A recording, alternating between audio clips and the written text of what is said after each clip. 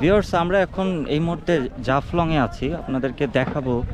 But এই সময় যেটা দেখছি যে পানি অনেকটা কম, সেপ্টেম্বর মাস আপনারা দেখলেন আমার ভিডিওতে। এখন আমরা ওই সাইডটায় যাচ্ছি, প্রচণ্ড গরম, অলমোস্ট 45 ডিগ্রি, মানে রিয়েল ফিল টেম্পারেচার, প্রচণ্ড গরম। আমরা এই গরমের মধ্যে ঘুরছি আর কি, সাথেই থাকুন, সামনে যাচ্ছি।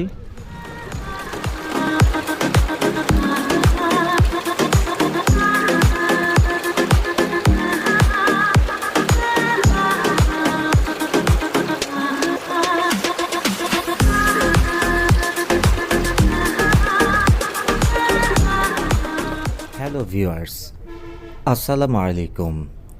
Welcome to my page Nazmur's world. আশা করি সকলেই ভালো এবং সুস্থ আছেন। আপনারা যদি আমার পেজে আপলোডকৃত ভিডিওগুলো উপভোগ করে থাকেন তাহলে অবশ্যই আমার পেজটি লাইক অথবা ফলো করবেন এবং আমার ইউটিউব চ্যানেলটি সাবস্ক্রাইব করে রাখবেন। আমরা মূলত 30 জনের একটি পর্যটক গ্রুপ রাজধানী ঢাকা থেকে পূর্ণভূমি সিলেটের বিভিন্ন দর্শনীয় স্থান যেমন লালাখাল, জাফলং, রাতারগুল, সাদা পাথর, মালনীছড়া চা বাগান সহ বিভিন্ন দর্শনীয় স্পট পরিভ্রমণ করতে একটি এজেন্ট গ্রুপের সাথে সংযুক্ত হয়ে, যাদের প্রদত্ত প্যাকেজের মধ্যে ছিল 1 রাত 3 স্টার ক্যাটাগরির হোটেলে শীততাপ নিয়ন্ত্রিত কক্ষে রাত্রি যাপন সহ 2 দিন যাবৎ ধরে পূর্ণভূমি সিলেটের বিভিন্ন দর্শনীয় স্থান পরিভ্রমণ এবং 3 বেলা অত্যন্ত সুস্বাদু ও পরিবেশিত খাবার উপভোগের প্যাকেজ, যে খাবারগুলো বেশিরভাগ সময় পরিবেশিত হয় সিলেটের অন্যতম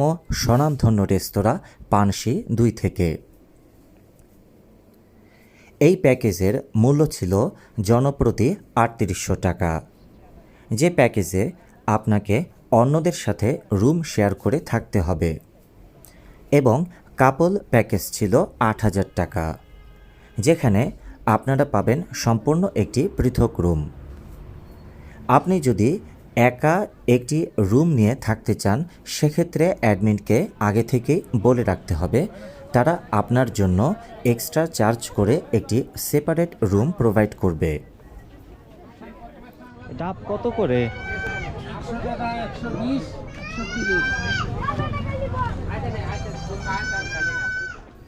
আমরা গিয়েছিলাম 2024-এর সেপ্টেম্বর মাসে।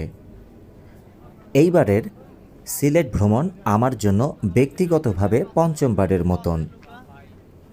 গতবার সাদা পাথর গিয়েছিলাম 2019 সালে। সেই সময় আমি সাদা পাথরে বেশ পানির স্রোত পেয়েছিলাম। সময়টা ছিল জুলাই অগাস্টের দিকে সম্ভবত। এই ভিডিওটিতে আপনারা যে দৃশ্য অবলোকন করবেন তা হচ্ছে যে পানির স্রোত তেমন একটা নেই, যেটি কিনা আমি গত 2019-এর বর্ষা মৌসুমে এসে পেয়েছিলাম।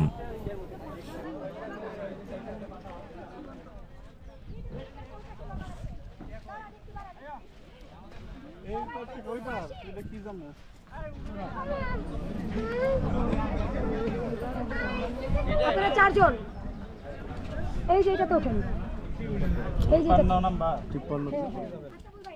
আরেকটি বিষয় লক্ষণীয় যে আমাদের 30 জনের এই পর্যটন গ্রুপটিকে গ্রুপ অ্যাডমিন 3টি নৌকায় আলাদা আলাদাভাবে আরোহণ করিয়ে দেয়।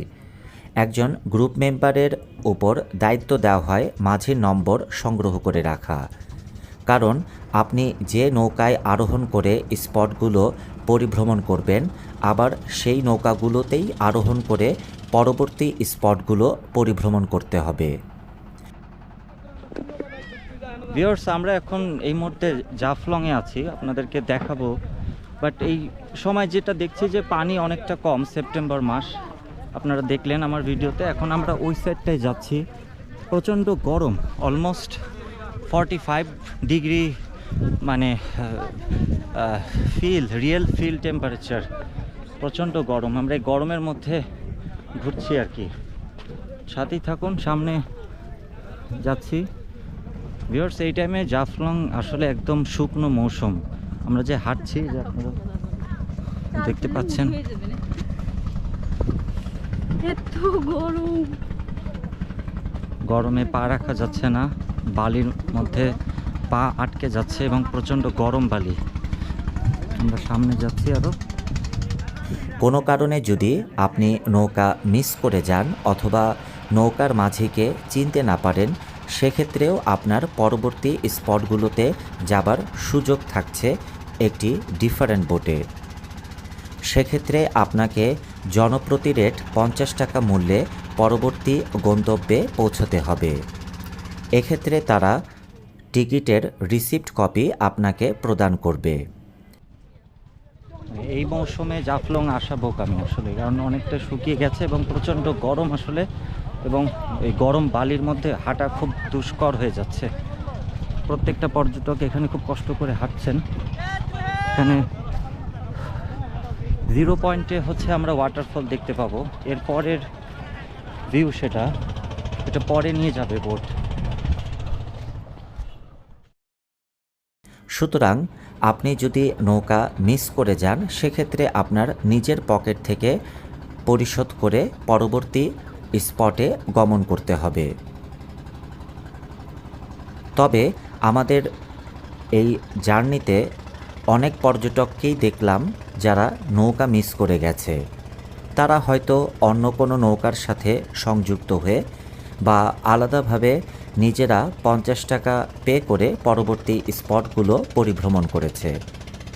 সর্বশেষ পয়েন্টটি হচ্ছে 0 পয়েন্ট, যে পয়েন্টে গেলে আপনাকে আর নৌকায় আরোহণ করে এই জায়গায় আসতে হবে না। সেই 0 পয়েন্ট থেকে আপনি হেঁটেই জাফলংয়ের রেস্টুরেন্টগুলোতে পৌঁছতে পারবেন। কারণ আমাদের গ্রুপ অ্যাডমিন বলেছিল আপনারা 2:30-এর মধ্যে সকলেই রেস্টুরেন্টে উপস্থিত থাকবেন, যেখানে দুপুরের লাঞ্চ প্রোভাইড করা হবে। এখানে গভীর আছে, হ্যাঁ, আমরা তো তীর দিয়ে হাঁটতেছি।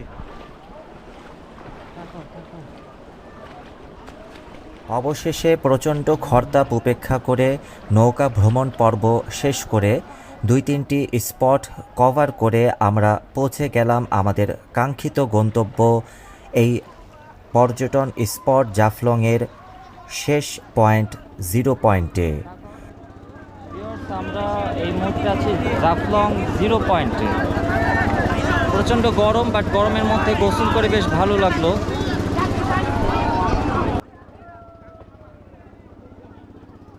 যেখানে প্রবাহিত পাহাড়ি ঠান্ডা স্রোতধারায় অবগাহন করে যেন আমাদের শরীর ও মন একেবারেই জুড়িয়ে গেল।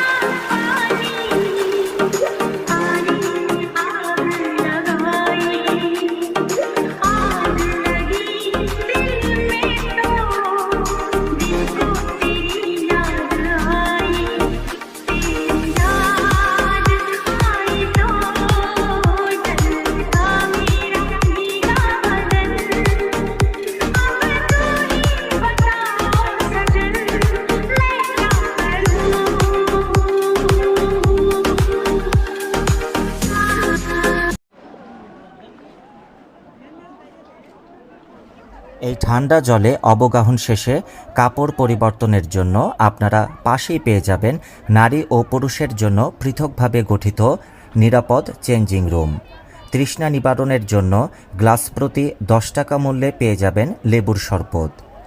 আরেকটি গুরুত্বপূর্ণ বিষয় যেটি আমি আমার ব্লগে উল্লেখ করতে চাই তা হলো, অনেক সময় দেখা যায় এই পর্যটন স্পটে আগত কিছু কৌতূহলী বাঙালি পর্যটক মাঝিকে অতিরিক্ত পেমেন্ট করে নদীর অপর প্রান্তে অবস্থিত ভারত সীমান্তের ডাউকি অংশে অবৈধভাবে অনুপ্রবেশ করতে। এইভাবে অবৈধভাবে অনুপ্রবেশের ফলে অনেক বাঙালি পর্যটক ওইখানে গোসলরত ভারতীয় আদিবাসী খাসিয়া সম্প্রদায়ের দ্বারা পাথর নিক্ষেপের শিকার হয়ে রক্তাক্ত হয়েছেন এবং বর্ডারে পাহারারত বিএসএফ সৈন্যবাহিনী দ্বারা গালমন্দের শিকার ও নির্যাতনের শিকারও হয়েছেন। অনেক সময় তারা আইন অনুযায়ী আগত বাঙালি পর্যটকদেরকে আটকও করতে পারে। এই ধরনের অনভিপ্রেত ঘটনা ঘটিয়ে দেশের ভাবমূর্তি নষ্ট না করবার জন্য আমার ভিডিওর ভিউয়ার্সদেরকে আন্তরিক অনুরোধ জানাচ্ছি। বাংলাদেশে 4 ধরনের কঠিন শিলা পাওয়া যায়। তন্মধ্যে ভোলাগঞ্জ জাফলংয়ে পাওয়া যায় কঠিন শিলার নুড়ি। এছাড়া বর্ষাকালে ভারতীয় সীমান্তবর্তী শিলং মালভূমির পাহাড়গুলোতে প্রবল বৃষ্টিপাত হলে ওইসব পাহাড় থেকে ডাউকি নদীর প্রবল স্রোত বয়ে আনে বড় বড় গণ্ডশিলাও। এ কারণে সিলেট এলাকার জাফলংয়ের নদীতে প্রচুর পরিমাণে পাথর পাওয়া যায়। আর এই এলাকার মানুষের এক বৃহৎ অংশের জীবিকা গড়ে উঠেছে এই পাথর উত্তোলন ও তা প্রক্রিয়াজাতকরণকে ঘিরে। জাফলংয়ে পাথর ছাড়াও পাওয়া গেছে সাদামাটি বা চীনামাটিও, যদিও সেখানে মাটি বা বালি পরিশোধন করার মতন কোনো অবকাঠামো নেই। এই এলাকায় যেমন সাধারণ বাঙালিরা বসবাস করেন, তেমনি বাস করেন অনেক উপজাতিরাও। জাফলংয়ের বল্লা, সংগ্রামপুঞ্জি, নকশিয়াপুঞ্জি, লামাপুঞ্জি ও প্রতাপপুর জুড়ে রয়েছে 5টি খাসিয়াপুঞ্জি। আদমশুমারি অনুযায়ী জাফলংয়ে প্রায় 2000 জন খাসিয়া উপজাতি বসবাস করেন।